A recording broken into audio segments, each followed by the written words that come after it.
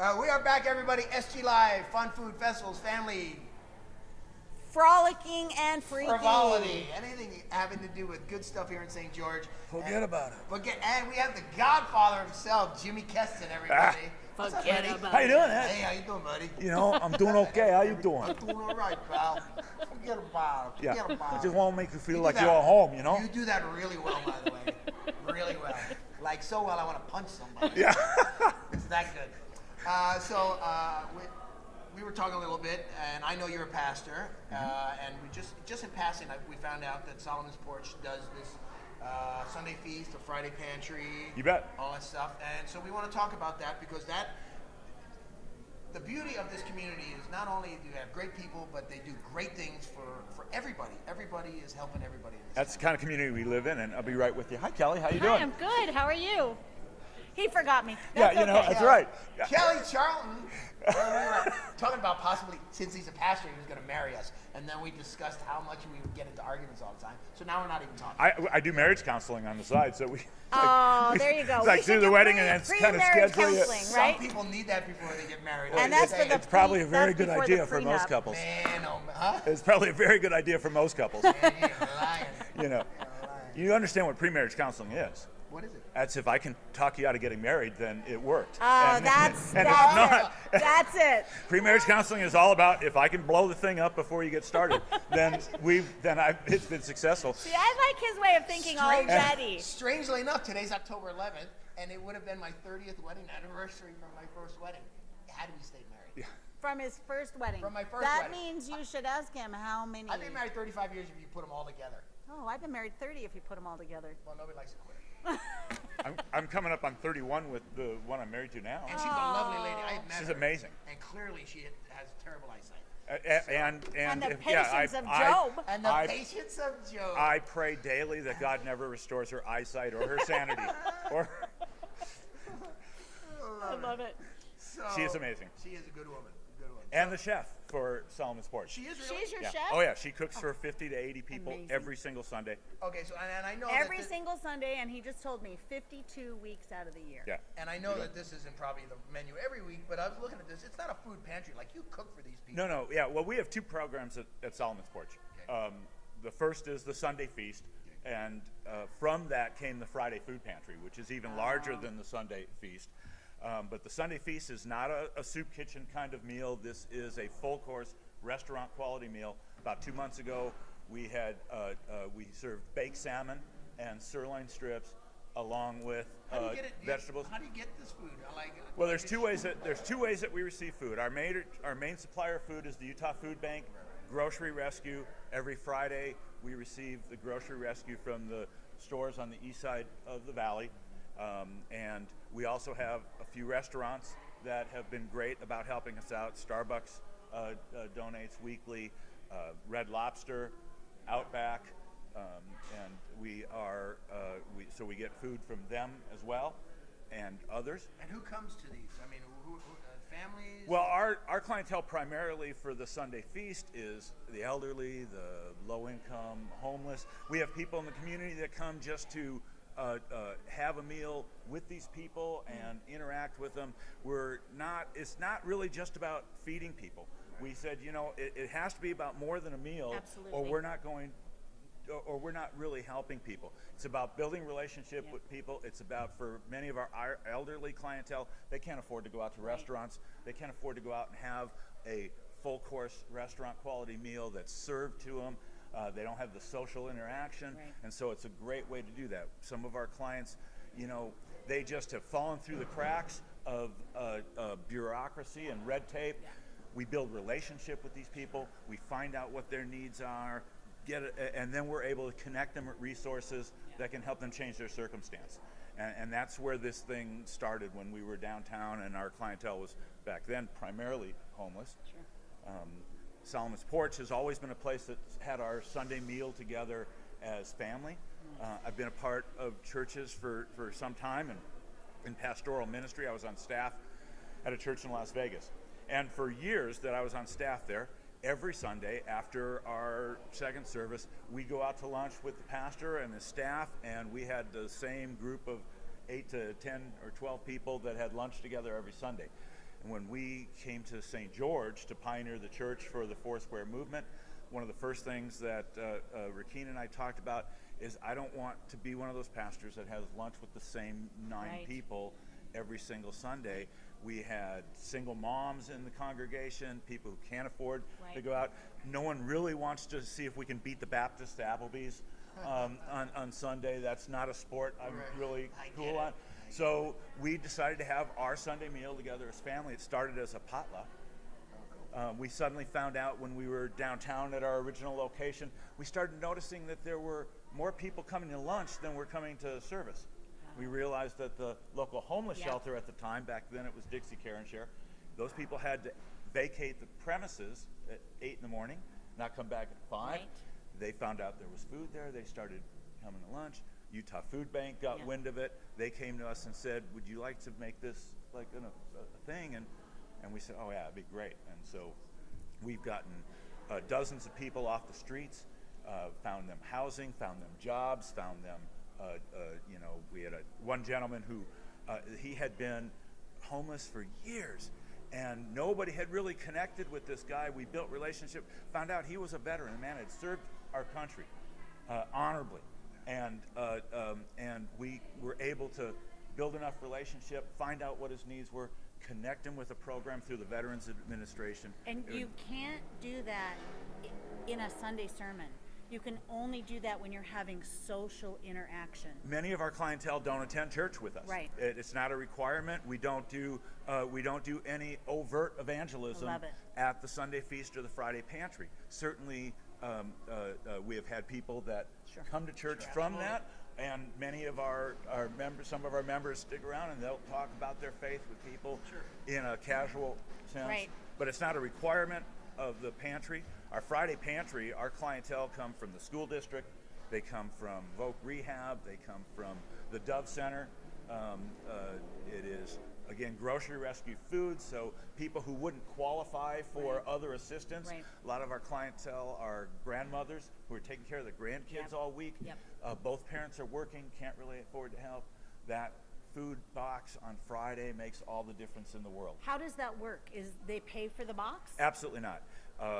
Anybody who's in need of food, who's in line at 3 o'clock when we open our doors, will receive food based on the size of their family, absolutely free. Emergency supplemental food is what it's considered, and it's not something you have to qualify for because it's grocery rescue food, unlike many food pantries where they have to income qualify or that. Anybody who needs the help, who would, especially folks who fall through the cracks, SwitchPoint sends us clients that they can't help. And between the two, we're now feeding over 20,000 people a year in the Washington County area. We're the largest supplemental pantry. Solomon's Porch is on Black Ridge Drive. That's the small road that connects Bluff Street with Dixie Drive, right above the car dealerships off the freeway. That is where both programs have. Everything is done by volunteers. We have absolutely no paid staff, including myself and Pastor Rakeen. We're volunteers. All of our people are volunteers. So people who want to help with the Friday pantry, they'll come at 1:30 on Friday, help us unload the truck, sort the food, pack the boxes. Clients who need food assistance just have to be in line when we open the doors. We'll do 80 food boxes in less than 20 minutes once we open the doors. Wow. And on Sunday, our volunteers who don't choose to come to church can show up at noon, help us reset the room from church service to the meal, and then we serve from 12:30 to 1:30 is when we serve dinner, lunch, and then we clean up and we call it a day. Like I said before, good people doing great things. Big time. You know, what blesses me most about this, not only are we 100% volunteer, but we're entirely privately funded. We receive no government money. We take no government grants. This is entirely funded by people who have seen what's going on, say, I want to be a part of that. I'm busy on Sunday, but I want to see that. I want to be a part of that, and it's been an amazing experience to see what the community can do through private people working together to touch lives. So when you mentioned the Sunday feast, I thought, it's a soup kitchen or whatever. So this is one of the Well, menus. nothing against the soup kitchen. No, They do a good job during Right. the week with And a it's good basic food. substance. But this is meal. like steak, Alfredo pasta, potato soup, cream spinach, corn, green salad, rolls, dessert, fruit salad. I'm like, Yeah, dessert. I know what I'm doing for refreshments. Oh yeah, please come eat, interact with the folks. We encourage people to do that because, like I said, for many of our clientele, the social interaction is what allows them to make the effort to change their circumstance. Yeah. Some of our clients, especially some of our homeless clients, they're the people that folks cross the street when they see them coming. Yeah, true story. Right? Yep. We've had clients who the Sunday feast is the first time someone's looked them in the eye and spoke to them, asked them their name as a human being in years, and it transforms lives. It's amazing. Because people feel like they're just obscure. They're not seen at all. Or they're overwhelmed by the Right. paperwork to try to get help. They don't know who to contact, and they just kind of give up. Right. And if we can restore hope through feeding and fellowshipping and showing them that their life Yeah. is worth something, Yeah. then we can see lives change. Fabulous. And the Friday Pantry, what that does to bridge the gap. We have a significant population of working poor in our. Absolutely. When you have people that are trying to decide whether they're going to pay their rent or put gas in the car. Yeah. And they're able to pick up a food box that has a variety of things that they have to walk by at the grocery Right. store. Produce and Right. fruit and desserts and dairy and eggs and all. It varies week to week. Last week we had all kinds of meat available that we were able to hand out as part of the boxes. Case in point, I was in the grocery store last weekend, and my grocery basket had fruits and vegetables in it and a couple of dairy items. Yeah. And the kids in front of us had 4 packages of noodles, 2 cans of soup, and a very small package of chicken. Yeah. And the young man turned around and looked at me and said, "Honey, that's what our basket needs to look like." Case in point. Yeah, it's So they're the folks that could benefit from what you do. You bet. There are families that need the help. We've become the largest supplemental pantry Love it. In the county for those people that need help. Our clients that come to us from agencies that help people in specific need really bless us. The school district helps identify Right. families that are in need and send us help. So it's been amazing. Well, I think you're doing an awesome job. Well, no, God's awesome. We just work for him. Yes, you do. Yes, you do, buddy. So if somebody wanted to help volunteer, they wanted to come out, you guys are at 1495 Black Ridge Drive. That's correct. That's where Solomon's Porch is. Yep. Right? That's also where the Sunday Feast is. It is. And the Friday Pantry. And the Friday Pantry. And we also do church there.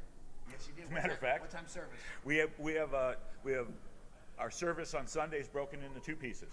We do what we call worship jam at 10 o'clock, which is the band doing live Christian rock music I'm coming to right jam off with the you. radio. Me too. Oh, yeah, please. It's if you've ever listened to K-Love Radio, it's the stuff right off of there. love We're it. doing everything from classic hymns updated to Toby Mac. And you play an instrument? I play bass and I've been known to do some vocals and a little bit of a raspy blues voice, and Nice. we just get it done. We have a ball. Pastor And then- Steve Avon. Oh, I love it. Well, I just play bass. There are bass players, and then there's me. I just kind of play bass and do a little singing. And then our 1 hour church is at 11. For people who are less interested in the music, we'll do a couple of songs and the Sunday teaching. And then we reset for the Something Sunday for feast. everybody. I love That's it. right. And if you just want to volunteer and help, we don't rob anyone of the blessing. You don't have to be a part of the church or come to the church to either help or eat. Our volunteers on Sunday would come at noon to help us set up. We then serve from 12:30 to 1:30 and then clean up afterwards. On Friday, those who want to help us unload the 8 or 10 Yep. pallets of food from the local grocery store can show up at 1:30. We'll unload the truck, sort the food, pack the boxes, and then carry the boxes out to the folks' car at 3 o'clock when we open the Love doors. that. If you know anybody who needs the food assistance, they just have to be in line at 3 o'clock, because we'll do 80 food boxes in 20 minutes. Say that address again. It's 1495 Blackridge Drive. It's the small road that connects Bluff Street with Dixie Drive, right above the car dealerships and just off the freeway. Website? Well, it is Porch Foursquare. .com. F-O-U-R? Spelled out, Okay. Porch Foursquare. We're on Facebook. Solomon's Porch Foursquare is the best place to find us, because we have a lot more activity on our Facebook page than we do on the website, because only guys in your age bracket actually use websites anymore. True story. Yeah. So true. So true. So sad. Man. Jimmy Keston, thank you, my man. An absolute pleasure. It's a joy. We love you, and you do a lot for the community. Kelly. One of these days we'll have to have it come back and talk about politics in this town. We're involved in all Yeah. sorts of things, including some political activity and Nice. Yes, you are. and the Chamber of Commerce and the Exchange Club, and we just finished the Mayor's Walk for the marathon. So yeah, I can. You do a lot for the community. We have fun, That's what I do to have fun, is serve. See, you didn't even have to ask your question. Well, I already knew this man's in everything. In so everything. Everything. I love it. Everything. Jimmy Keston, thank you very much. It's great to be here. Thank you, buddy. We'll be right back, everybody.